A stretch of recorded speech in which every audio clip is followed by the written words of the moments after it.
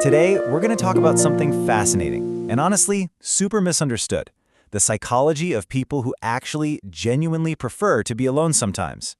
Now, our culture can make this feel like a problem that needs to be fixed, but what if it's not a problem at all? What if it's just a clue to how some of us are wired? So let me ask you something, and be honest. Have you ever had a big social thing on your calendar for like weeks, and then last minute that text comes through? Hey, so sorry, have to cancel. Now, is your first feeling a little bit of disappointment, or is it this secret, almost guilty wave of pure, sweet relief?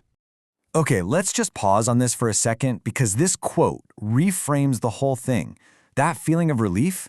It's not a character flaw. It's not you being flaky or antisocial. Psychologically, it's a real biological signal. It's your nervous system, which has been kind of bracing for impact, holding its breath for a high-energy event, and it finally gets to just exhale. So let's dive right into our first section and really unpack this strange kind of relief, because it creates this inner conflict, right, between how we genuinely feel on the inside and how the world tells us we should be feeling. There's this really powerful cultural script we're all handed, and it basically says that if you enjoy being alone, something must be wrong with you. People start to wonder, are they okay? Did something happen? Are they anxious or maybe depressed? The idea that someone could just prefer their own company, that it could actually be a source of strength and not weakness, that's almost never part of the conversation. So that script leads us right into section 2, what we can call the myth of the always social person. And to make this feel really real, let's walk through a little character profile that might hit a little close to home for some of you.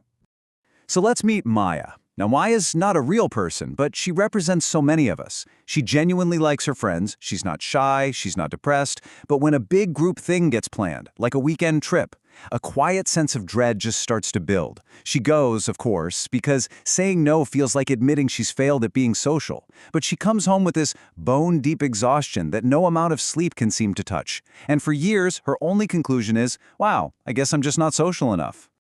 And here's the real kicker: the long-term cost of this. What happens when you spend years, maybe even decades, just performing extroversion? You go to the parties, you force the small talk, you pick up the phone when you have zero social battery left. Slowly, over time, you start to lose the thread connecting you to what you actually need, what you actually want. And it creates this chronic, low-level burnout that you blame on work or life or stress, never realizing it's because you've been living just slightly out of sync with yourself for a very, very long time. But what if this isn't a personality flaw? What if it's not Maya's fault at all? What if it's just her wiring? Okay, let's get into this science, because it offers a totally fascinating explanation for all of this. So check this out. According to the pioneering research of psychologist Elaine Aron, this isn't some rare fringe thing. We're talking about a significant chunk of the population, up to 1 in 5 people who are just born with a particular kind of nervous system. It's not a disorder, it's not a flaw, it's a natural variation, like having green eyes. And this variation has a name: the highly sensitive person, or HSP. Now, I know what you're thinking when you hear that phrase, but highly sensitive is probably one of the most misunderstood terms out there. It doesn't mean you're weak or easily offended. It's all about the depth of processing. Their brains are literally doing more work with all the information they're taking in from the world around them. And this, right here, this is the key distinction. Society sees someone who needs to recharge and thinks, they're so emotional, they just feel things too intensely. But the research points to something else entirely. It's about processing deeply. For every social interaction, their brain is running more complex software in the background, analyzing nuance, tone, subtext, you name it. And naturally, that just requires more energy. It's not an emotional overreaction, it's just a different kind of operating system. This analogy is just perfect. Think about your brain like a computer's hard drive. A full day of social events creates tons of scattered files and temporary data all over the place. For someone with this kind of wiring, solitude is the essential process of running the defragmenter. It's organizing all that data, clearing out the cache, and getting the whole system ready to run smoothly again. It's not antisocial, it's just necessary neurological maintenance. Now, this brings us to a really crucial distinction, because not all time spent alone is the same. I mean, there is a universe of difference between choosing to be alone and being forced to be alone. And let's be super clear about this. Humans are social creatures. We need connection. Decades of research from scientists like John Cacioppo have proven that unwanted isolation, what we call loneliness, is genuinely damaging. It literally triggers the same threat and pain centers in your brain as physical injury. So no, we are not making a case for loneliness. We're talking about something entirely different. And this slide just lays it out so perfectly. On one side, you have forced isolation, loneliness. It feels corrosive, threatening.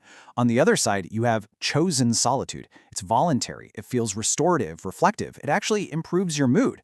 Our society lumps these two together all the time, but psychologically, they are polar opposites. And yeah, more research totally backs this up. A psychologist named Reed Larson studied teenagers and found that when they chose to spend time alone, it wasn't a warning sign. It was actually linked to them having better emotional regulation and deeper insights about themselves when they came back to the group. The key word you see again and again and again in the research is voluntary. It's all about the choice. So, all of this leads to a really powerful shift in perspective. Instead of seeing our need for alone time as some fixed personality trait, like, oh, I'm just a loner, we can start to reframe it as an intentional, powerful practice. A practice for managing our energy and maybe more importantly, for connecting with ourselves. And when you treat it like a practice, just look at what it gives you. In that quiet, you finally get uninterrupted access to your own inner world. It's the space where you can sort through your gut feelings, finally process emotions that got pushed aside during a busy week, and actually hear your own thoughts without the noise of the crowd. Over time, this builds a kind of cognitive independence that is becoming incredibly rare and valuable. But we gotta be honest here. Solitude can also be used as a place to hide. So how do you know the difference between healthy recharging and unhealthy retreating? Well, recharging feels restorative. You connect with yourself and you come back to the world feeling more present, more you. Retreating, on the other hand, is avoidance. That initial feeling of relief starts to curdle into numbness or disconnection, and you often come out of it feeling vaguely worse. It's not a judgment, it's just useful information your mind is giving you. I absolutely love this analogy because it takes all the drama and judgment out of it. The people who have the healthiest relationship with solitude don't build a whole identity around being a loner. They just recognize they have a need and they tend to it, calmly, regularly. Like watering a plant. It's not a big statement, it's just essential self-maintenance. And if you zoom out for a second, it's kind of profound. We live in an economy that literally profits from our distraction. Our attention is the product being sold, and our boredom is something to be eliminated at all costs. In that kind of environment, the simple act of choosing to be still, to be undistracted, and to just be alone with your own mind, well, that's a quiet but pretty powerful act of rebellion. So if there is one thing you take away from all of this, let it be this. The preference for solitude is not a bug, it's a feature. It's a source of information. It's your own nervous system, your own psychology, trying to tell you something incredibly important about what you need to feel balanced and whole. The only real mistake is to spend years apologizing for it, hiding it, or defending it, instead of just listening to it. So I'll leave you with that question to think about. In those rare moments of quiet when you can actually hear yourself think, what is that voice inside trying to tell you? What does it need? The answer just might change everything about how you see yourself and how you choose to move through the world. Thanks for tuning in.